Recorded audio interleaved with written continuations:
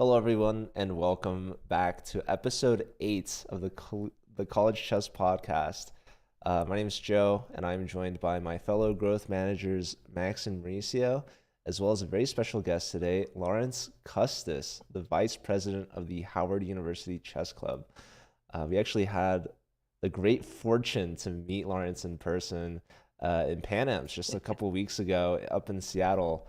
Lawrence, your club had an awesome story to fundraise and to make it all the way from Washington, D.C. to Seattle to play chess at Pan Am's. Do you want to tell us more about that journey? Yeah, so originally we were trying to figure out a way to get to Seattle because it was an expensive flight. Like the flight in general, like for one person, just round trip was 800.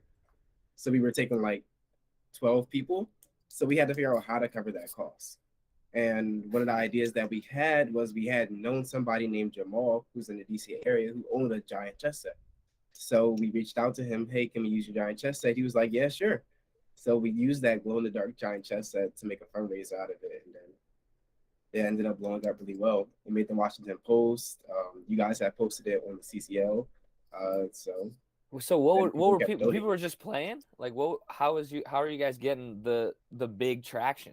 Like how did people find out about it? What do you mean? Like you said it got in the Washington Post. Like how did they find out about that? Like you guys just like posting everywhere or just playing on the giant chess set? Yeah, and Jamal had also known somebody from the Washington Post, so he had called him out to come like see Nice, what was up, nice. and he I mean actually did an interview. that's how you do it. You get use your connections. You guys did an interview too? That's so dope. Yes. So how far are you guys from the city? Are you in How the far city? we guys? We are in the city. It depends on like the relative location of Washington D.C. We're on like the higher end, near kind of like Capitol Hill almost. Yeah, I know where it is. Yeah, I lived for 6 months in Arlington, so I kind of have some ideas of the area. I worked in DC, but that's so dope that you guys made it out there. Um, so how big is your chess clubs? Chess club's kind of serious at Howard, is what you're saying. You got some decent membership. Most certainly. Our chess club is around like per every meeting we get like maybe like 10 to 20 people. But on our competitive chess team, we have a lot of like strong players who, while they don't show up to all the meetings, can still play chess very well. So Yeah. Are they better So than Mauricio? are they better than Mauricio? Mauricio's pretty good. Mauricio is pretty good. That's why I asked. I don't know about that, bro. Don't let it get to his head, bro. I'm gonna change my username to level 4 Bison very soon, man. Yeah. Few more wins. So Lawrence, you guys made the Washington Post. You guys funded a lot of money for your trip to Pan Am's. How was your experience there? The experience at Pan Am was amazing. It's like, why wouldn't I go? You know what I'm saying? Yeah. Like Pan Am is like it's a area full of like a lot of college students. Like when you go to a lot of chess tournaments, there's not a lot of like people my age at least there. Like there's like either older people or there's like little kids that are crushing me. um, so a full environment with like all college chess members is amazing. Yeah, how'd you guys do? We did pretty good. We placed in the U1800 division. We placed seventh. Well, we tied for seventh. We placed eighth. We lost the Damn. tiebreak with you. I mean, that's dope. That's awesome. Like I saw you guys. How was it? So I've never played any classical games.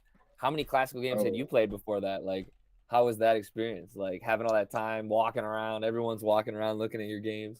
it is stressful. It's very stressful. I haven't played many classical games before that, but I feel like every time you make a move in a classical game, you have so much time to think about it, and like the pressure can get to you a lot. Like in my first game was a queen sack, and I had spent so much. I spent like 30 minutes on my clock just thinking like, do I make this queen sack or do I not make it? Do I play risky or do I play it safe? And there's so much going on that you have so much time. Like in a blitz game, I wouldn't think about it. I just go, oh, queen sack, cool, nice, I'll take it. But in a Yeah. classical game, you can get punished so many ways for it. You have to make sure every line is concrete. And if there's one variation that doesn't work, you just can't play it. So but it was successful for you. I ended up losing that game. I did end up losing that game. But Damn. stock shit, I was +3 after. Really? Okay. So My technique is just bad. would you do it again is the question and the answer is yeah, probably yes. Of course. Yeah. I mean, that's awesome. during your classical game, Lawrence? Do you ever just walk around and observe other boards? Oh, most definitely. Oh yeah. It depends on how I'm doing. I feel like if I'm doing worse, I stay at the board a little bit to start calculating more. If I feel like I'm way better, I might just walk around a little bit just to like let off the tension. Yeah, dude, I get distracted. Like, I don't know how, if I could go around looking at other games, I forget about mine. Like, I know the top players can like go to the bathroom, remember everything. Like, how you feel that way? You can remember the whole board. Like, if you walk away, it ingrains in your mind during those classical games. I can remember the board. Yeah, and like typically, I'm not thinking about it though. I feel like Mhm. when you're in a winning position, it's so much easier to blunder. I don't know why the game of chess is just like that. But as soon as you start winning, the more prone you are to blundering. So you gotta like stop at one point. Yeah. Pressure. I So mean, you feel that external pressure. Sorry, Joe. Go ahead. no, you're good. Lawrence, I wanted to ask, Pan Am's, it's not always in Seattle. They change locations every year, and you guys played in it last year too, I believe, right? Because it was actually in Virginia. Right, it was very close to us. So compare the two experiences. Like one's like basically your background, your backyard. You guys are like, you got home field advantage, right? And then the other one, you have to fly across the entire country. Which one was more memorable for you? Like which one was more fun? Which one, if you could choose again, would you do again? Definitely the Seattle one. For a lot of reasons, but I think the fundraiser was a big part of not just us getting there, but a part of us like being able to do more. Like part of the fundraiser went into us having food, or part of the fundraiser went into us having coaches. We didn't have a lot of coaches last year, you know. So we've always like been like constantly thinking about that. And now that we've had that experience, now that we have like coaches and we have food, we're going to continue to do that. So that was definitely like a very big milestone for the High University Chess Club. Wow, yeah. So this makes me think. So at Pan Am's, you guys were the only HBCU, right? So you are the other HBCUs decent at chess? Are there gonna be more at the next Pan Am's? I would like to think so. There's definitely some HBCU chess clubs starting up. I know Hampton started one. Nice. I know Oregon State has one as well. That's dope. I mean, maybe you guys can start a championship or something, because like it'd be awesome to get more schools out there, you know? Yeah. That's so cool. Yeah. So what do you think? Why do you guys have the best chess club of all the HBCUs? Like, what is there an old grandmaster, or you guys just like, or is it all from you? You started it yourself? Oh, no. But I think a lot of the students here in the chess club are very passionate about chess. Yeah. Even like our coach, we were playing him like for no reason at all. We shouldn't have been doing this probably. We were playing him in like a 3-1 timeouts match, 3 minutes to 1 minute. Yeah. He was just beating all of us, but we wouldn't like leave him alone until like 4 o'clock in the morning. And we had a match the next day, so it was like. I mean, that's it. That's what you love to hear, though. That's the love of the game. Right. We all love to play so much. What's your rating of your coach? The rating of our coach, he's an IM.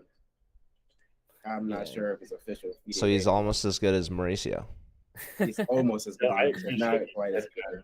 Mauricio's a GM. The three of us are GM. Lawrence, you're GM Fusion. I am GM Fusion. But you're also level 3 Bison. So you're also, Lawrence, vice president, right? Yes. How'd you become the vice president?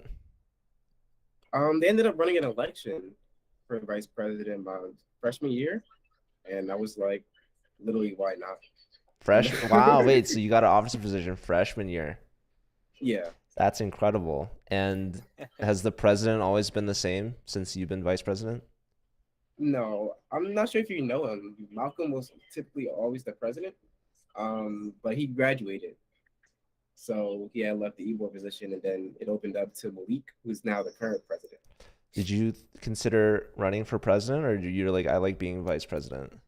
I kind of like being vice president. Yeah, like less but stress. I feel like vice president is more stress. Really? The president's all for show. That is true sometimes. I feel like every time I talk to the vice presidents of different colleges, they're always like, oh, yeah, typically the vice president does more work. Dang. Well, They got you working. in my experience, it doesn't really matter like your position. Like any officer can put in as much or as little work as they want, depending on like the needs of the club. Um, Mhm.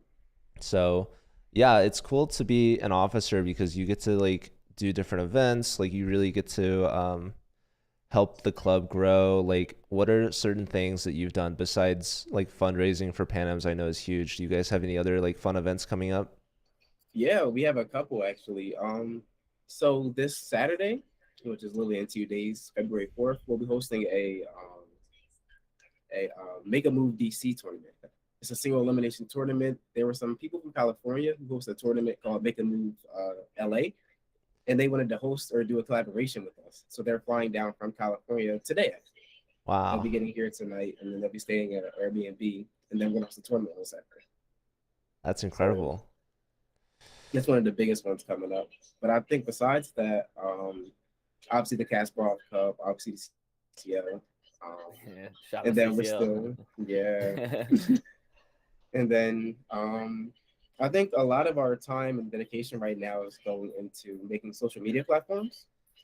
So I think we're definitely going to start up pretty soon, like Twitch streaming, and then we're going to do more Instagram posts, more TikTok. Yeah. Do you want to shout out your socials? Like, how can the fans find you guys online? Yeah, we're on Instagram at Howard Chess, and everything you see on Instagram, you can see there pretty much. Howard Chat, and Nice. I think you also mentioned Hampton University's making a chess club. I think on social they're like HU Chess Club. They are HU Chess Club. Is that confusing to anyone at all? It is a little confusing. The HU. We're actually debating whether we want to switch our name or not from HU Chess Club to just Howard U Chess Club or not. Mm, But They really do. it Wow. would get really confusing. yeah. Yeah. Well, for search engine optimization, also known as SEO, sometimes it helps to have like the name, you know, HU could be so many different Mhm. things. Right. And then there's UH that could be like University of Houston or University of Hawaii, Mhm. or I don't know. There's a lot. I've actually recognized a lot of schools can have similar issues because like other schools have like the same abbreviation. So yeah, it's really cool that you guys are making socials and making content basically. And you mentioned like Twitch streaming. Is this your first time being live on Twitch? This is my first time being live on Twitch. How does it feel? Uh, You nervous? it was interesting. I remember Mauricio's first time. No. You know, It always feels like my first. Mauricio's definitely probably one of the more talkative podcasters out there for sure. Yeah, that's true. He's been quiet so far. Right. Got It's him. very Oh, surprising. man. This is not like typical behavior for I don't Mauricio. know how Joe does it all the time. Mauricio's very talky, you know. No, sometimes he gets tired, you know. Yeah, I think after every podcast, Mauricio takes a nap. Dude, Lawrence, we got some people in chat saying hi. Sid from UC Merced saying what's up, Hey, as well as some love from Hampton, HU. hey. Hello, Rin, for the win. Yeah. And dude, Lawrence, what I wanted to know also is, so now you're here, the elite chess player, the level 3 bison that you are. Uh-oh. How did it all start? Have you been playing chess since you were 2, or you like figured it out, found it in high school or something? No. When did you start playing, and why? Everybody I asked just goes, "Oh yeah, I've been playing chess since I was 2 years old." Yeah, Yeah. my grandpa taught me when I was 4, and I've been playing chess since then. I started playing chess when I got in college. Damn.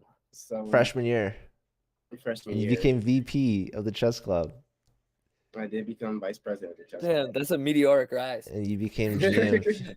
That's awesome, dude. I think I devoted a lot of time to it, just because I just wanted to beat people. If I'm being honest, Yeah, I was like, Fair. oh, it's so frustrating to lose in chess sometimes. You know, it's like I didn't have to lose if I knew more. So I ended up learning more. So I like skipped a lot of my classes, like read chess books. I don't advise this from anybody. it worked for you. I don't Watch it. endorse or deny. Well, what's your major? My major is mechanical engineering. Oh, that's awesome. And what are your plans with that? Definitely want to start working in the software engineering, more not software engineering. I'm sorry, design engineering. So I'm definitely looking out to a lot of internships this summer. Not a lot of internships, but I've applied to a lot, like with Lockheed Martin, Boeing, Chess.com? chess.com. Yeah. Is there a chess.com internship? Yeah. Yeah, there are, We would put you a but maybe not for fantastic what you word. want to do. Well, hey, we need I mean, engineers. when you're talking about Lockheed Martin, are you going to be or Boeing? Are you going to be designing a plane or a new Yeah. engine? Weirdly in Yeah. DC, there's a lot of there's like aircraft firms. Fair. I It's mean, weird. what's the base called? The military base that's not far The Pentagon. to the south. Not the Pentagon, but I remember seeing it. It used to take off on the plane, and you could see the lights of it lit up. Anyway, it's dope. DC. I know DC has a lot of plane history. They have that cool museum. The mall. Nashville. The National Mall. So I visited DC for the first time last January, so just over a year ago, and I actually saw Howard University's campus, and you can walk from there to downtown. It's like 30 minutes or something. But I remember in high school during my AP, I want to say AP Literature. No, it was AP Lang. One of our AP questions, like the essay, was describing like opening a Jewish like history museum in the mall. And I had never heard of the mall before, so I thought it was an actual shopping mall. And so my whole essay was like, this would be terrible that they're trying to like increase sale revenue for the shopping mall with like the Jewish History Museum. And I told my teacher, and they like made it a point every year to like describe what the National Mall was. So I passed the exam, so no worries there. That's the most important part. but yeah, I finally made a trip to visit last year. So DC's a cool place. They got a ton of museums. I also watched was it National Treasure with Nicolas Cage? Yeah, that's the movie. It's very different in person. Yeah. I can imagine. Did you grow up in the DC area, Lawrence? No, I'm originally from New Jersey. Okay. Ooh, horrible. No, sorry. No offense. Sorry, that's on me. Damn. It just comes out sometimes. Do you like have you been to all the museums and stuff in DC yet, or you still like have some things on your bucket list? I've been to a couple of the museums. Been to like 3 of them. I don't think I'm really a museum guy, but I've gone there with a couple of friends, like why not? I love the Spy Museum. That was my all-time favorite when I was a kid. I've never been to the Spy Museum. Oh, you gotta go. It's like an espionage museum with all these real-life spies. Are you a spy, Mauricio? Oh, the Spy Museum, dude. Is that I heard it was overrated. Wait, is that in DC? Is it overrated? Yeah. I heard it was overrated. I remember dude, seeing the ads for it, dude. The really good museum we went to was the Newseum, but it's gone now. The It was museum. Yeah, the Newseum about news. Oh, And they had like a piece of the Twin Towers in there, and you could like walk up to it, and then they had like it was crazy. It was a dope museum. Like I agree with you, Lawrence. I don't love museums, but that one was really cool. I like it. Make it a little interactive. You know what I'm saying? I need something to do. But yeah, I love DC. I like walking around. People don't realize how humid it is. Yeah. humid. Yeah, I didn't think it was. really. Well, I went during the winter time. It's not bad in the wintertime, but yeah. I mean, that's what I feel like. People are in big cities, but they don't like Lawrence. Like you can attest to this, I guess. Like, you don't go out to DC that often, or do you stick around campus more often, or do you feel like you go out in the city a lot? No, I stick around campus more often. Yeah, that's what I heard. Like a lot of people, like people that go to Chicago are like, oh, do you go do this in the city? Like, I kind of like live on campus and hang out here. Which I get it. I mean, that's the funnest part of college. Yeah. I rarely went downtown when I was at LA, UCLA, but it's like UCLA is kind of far from downtown. It's different than like USC. You know, Yeah. LA is a big place. Huge and Um, unwalkable. Yeah, I've taken the bus a bunch. But yeah, Lawrence, what's like one fun fact about Howard University? One fun fact about Howard Yeah, University. what's something that's like unique to your campus? Um, Bro, the chess club. the chess club. They're putting them on the spot. There has to I be have no- something. I wish I Um, knew. But Mauricio, you got a fun fact from your school? From my school, yeah. Well, for one, I went to Boston all the time. I don't know what you're talking about. I lived in Boston. But one fun fact, oh man, if you go to our website, or my old school's website, northeastern.edu, our school president made all these short films that were super duper cringy, and he was always trying to act really youthful, and he would design like Northeastern Husky sneakers and like post-product all these different short films that were terribly edited, and yeah, that's the fun fact I That's got. so cool. It's still there. oh, they Yeah, yeah, they're Your still class there. president? There used to be a whole section called President Aoun. I don't know where it is now, but it is still there somewhere. You don't feature in any of them?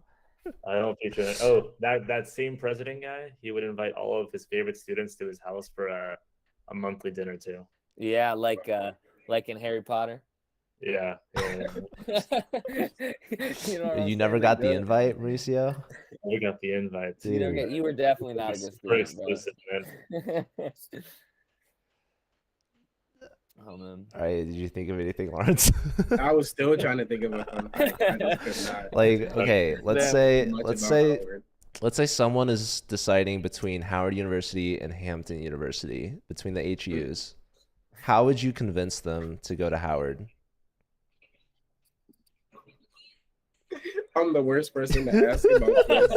No, I really, it's not like functions or like 3D planes in space. Like, go to Hampton, go to Hampton. Oh, so like I wanted to go to Hampton though. George is like, I usually just talk crap, but I can't right now on the podcast. No, no one's watching. You can say anything you want. No. It's definitely not being recorded and posted on YouTube later. We're gonna clip this one thing. Yeah, have you talked to the chess club leaders at Hampton? So Malcolm, who was the previous president, is actually a really great friend of the one who started the club at Hampton. So these are like main point of contact. I haven't talked to them yet personally, but When are they gonna be part of the ambassador program? That's what we want to know. Well, we've sent them We gotta merch. get that. We sent them merch, Max. Oh. Yeah, they've made a Really? post about it. Yeah. Nice. I don't know if they haven't joined the CCL though. So, Damn. We need to Lawrence, get a team together. Yeah. I know you guys are in the same division as Sid from UC Merced who mentioned it. How's your team doing?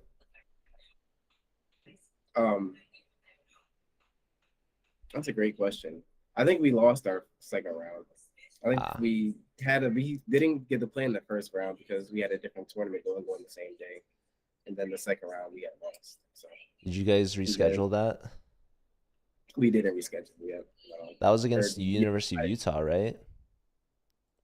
I'm not sure. On the page it says that it's the CCL like official team or something, but I wasn't sure. It might be University of Utah.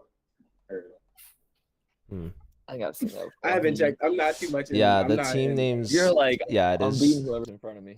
So the first week, yeah, you guys have to reschedule against University of Utah, and the second week, you guys played against Michigan State. That's Max's team. Hey, let's go, man. You guys won? What happened? Who won? I No, don't think we Michigan got- State won 11 to Hey, 5. go green. Let's go, boys. Congrats, guys.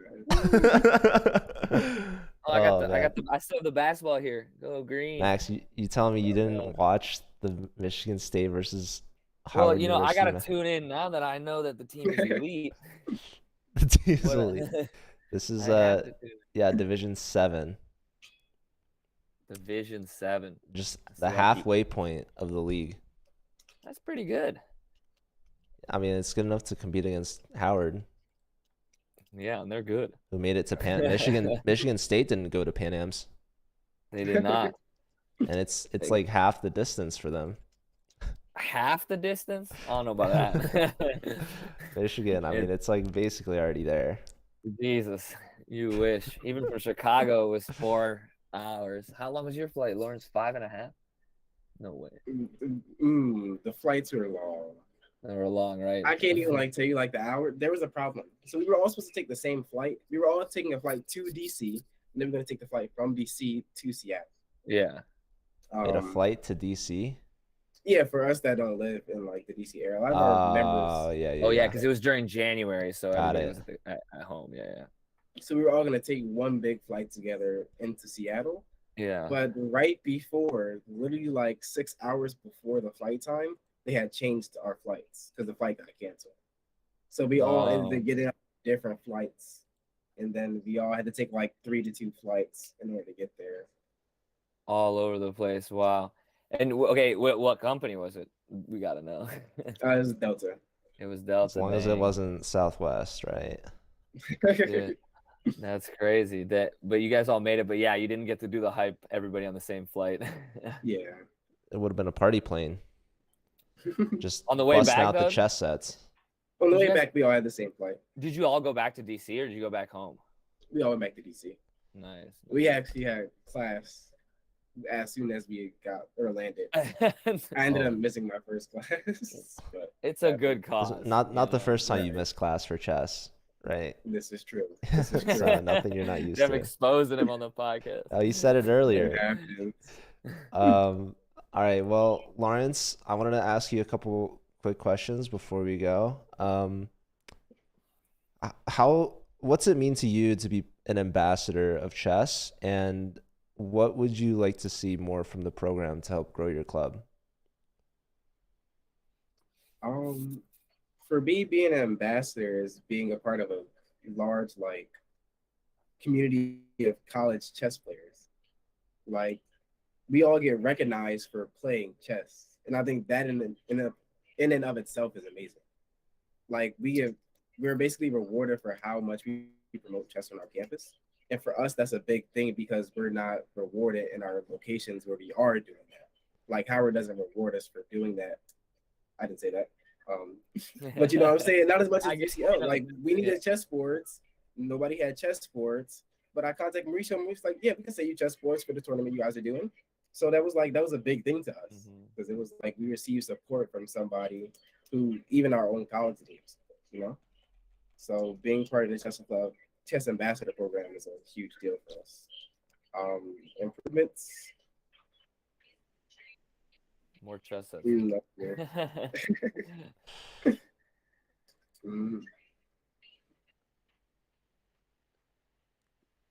Damn. No, got him. It's a perfect system. Let's go. An aerospace department and a chess.com. A chess.com plane. Mauricio wants to send like a chess pawn into space. Yeah, I do. Can you help us, Lawrence? Yeah. We should do it. We have to buy one of those really expensive balloons that goes into. It is. That is what it is, and it's not that expensive. We're taking the ambassador program to the moon. To the moon. Yeah, but this plays chess in zero gravity. You have wait. That would be crazy. What? That wouldn't work. Oh man.